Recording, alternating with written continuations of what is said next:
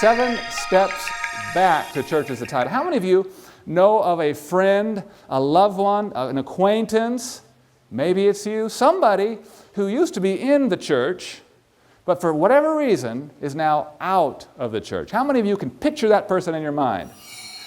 And you want that person back, don't you? Amen? 72% of people who are not attending church anymore say that the church, this is a quote, that church is full of, what's that next word? Hypocrites. Are there hypocrites in the church? Well, sure there's hypocrites in the church. Now, some of these hypocrites could be unintentional hypocrites, amen? Like me, for instance. I probably said some hypocritical things, not meaning to. The person who made this sign may have not intended to be a deterrent to church. Amen? Look, don't let worries kill you. Let the church help. Now, you know what they meant to say, amen? But it backfired. Something got into whoever. How can this kind of thing happen inside our church? How does that happen? Well, if you think about it, if you were the devil and you wanted to place your agents in an effective area so they can do their most effective work, where would you put those agents? You put them in the church, amen? You don't worry about the world out there, and often the distant blue yonder. You want to put them where they're most needed.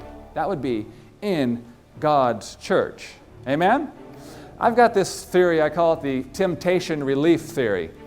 The temptation relief theory says that when Jesus Christ came and spent his 33 and a half years on this earth, he came to a localized area, didn't he? He came to Jerusalem, Judea, right? He spent his 33 and a half years of ministering in this one area, right? And so I sort of picture the devil calling all his agents, all his imps out of foreign soil, come on home, the battle is where? It's right here. Amen? So he pulls them all out and he brings them home and says, this is the battle. We have to win this battle and I need all hands on deck. Amen?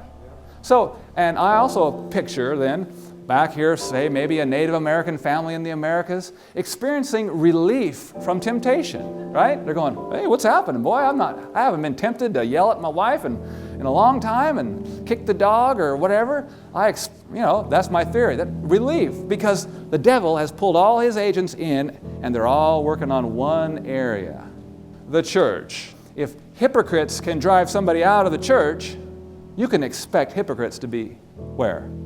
In the church. Our ministry got a letter from a lady named Bonnie not long ago. In fact, last year, she said, Dear Larren and Dear Desire Media, I stopped going to church.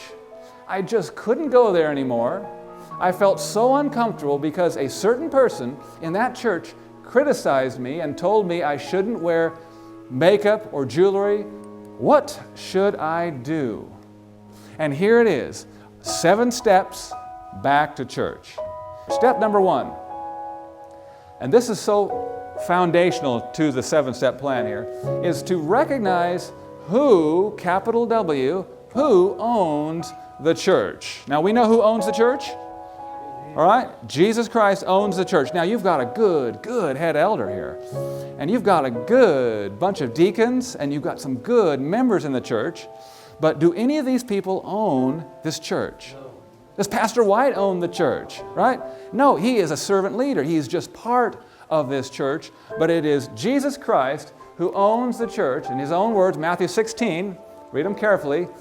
Jesus says, you are Peter, and upon this rock. Now, if anybody in the early Christian church was a rock, wouldn't you say it would have been Peter? Right? Peter, the rock. If he could have been a leader, if there should have been a leader, I would have said, Peter, the leader, a rock. But look what Jesus says. You are Peter, and upon this rock I will build your church. No, he says, I will build my church. My church.